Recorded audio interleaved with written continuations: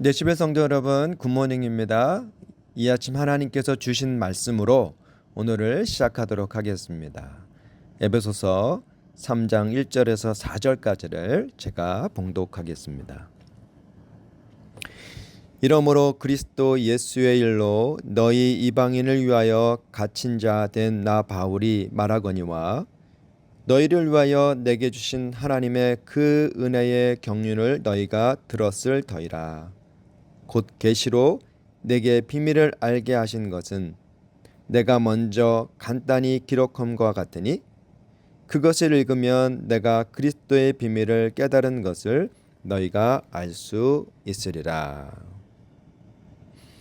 오늘 본문을 보시면 바울 선생님이 반복적으로 사용한 단어가 있습니다. 바로 비밀이에요. 3절에 비밀, 4절에 그리스도의 비밀이라는 표현이 등장합니다. 이 비밀은 헬라어로 뮤스테리온이라고 하는데요. 예수 그리스도의 복음의 의미를 갖습니다. 그렇다면 이 비밀, 곧 복음은 어떤 일을 하는가?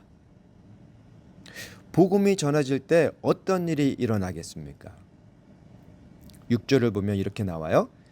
이는 이방인들이 복음으로 말미암아 그리스도 예수 안에서 함께 상속자가 되고, 상속자가 되었다. 무슨 의미입니까?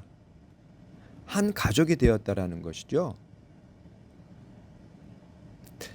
어느 고아원에서 한 아이가 지내고 있었습니다. 그런데 그 지역에 지주 가정이 찾아와서 우리와 함께 살자, 우리 아들이 되자 라고 한다면 얼마나 기쁘겠습니까? 한 끼 식사만 제공해줘도 감사한데 재워주고 함께 살자고, 심지어 우리의 가족이 되자고 한다면 정말 뛰어오를 듯 기쁠 거예요. 여러분, 이것이 바로 복음입니다. 가족 되는 것, 상속자가 되는 것이 바로 복음의 능력이라는 거예요. 복음은 단지 죄에서 건진받았다, 천국에 간다 에서 끝나지 않습니다. 그보다 더 놀라운 일이 있어요. 그것은 우리를 하나님의 상속자로 삼으셨다라는 것입니다. 그럼 상속자란 무엇인가? 하나님의 것을 이어받는 자들이라는 뜻이죠. 다시 말해서 하나님의 것이 바로 우리의 것이라는 뜻입니다. 여러분, 우리는 하나님의 모든 것을 누릴 수 있는 자격을 가진 자들이에요. 그러므로 하나님의 상속자 된 우리는 이 세상 앞에서 주눅들 필요가 없습니다. 당당하게 살아가는 거예요. 우리가 누리고 있는 모든 것은 결국 하나님으로부터 오는 것입니다. 매일 직장에 나가서 받아오는 월급, 그것도 하나님께서 직장 사장을 통해서 우리에게 주시는 거예요.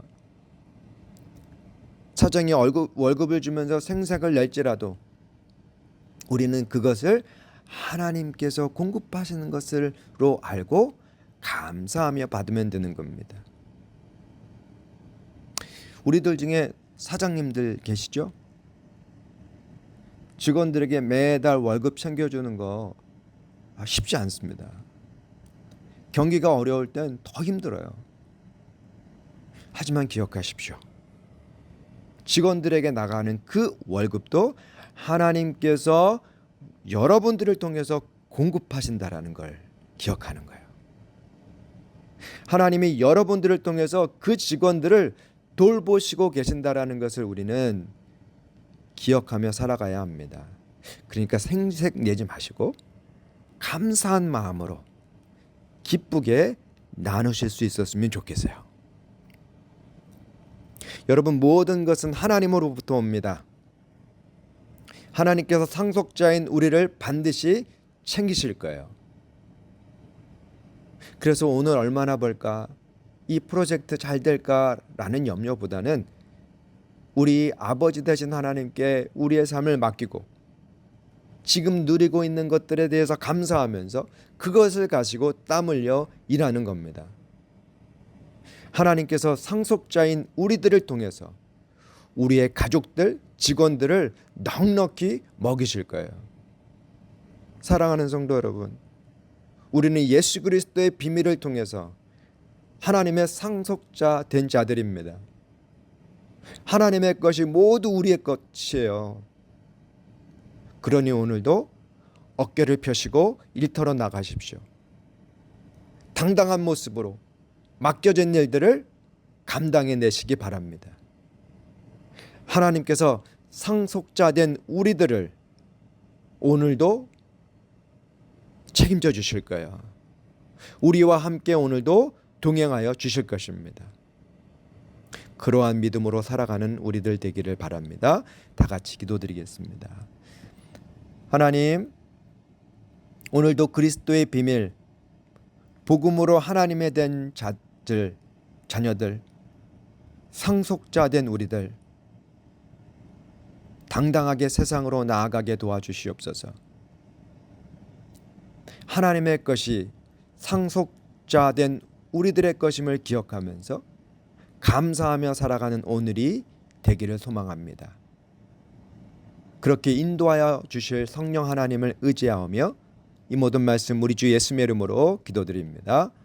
아멘. 네시벨 성도 여러분, 오늘도 하나님께서 베푸시는 은혜와 풍성한 평강 가운데에 살아가시기 바랍니다.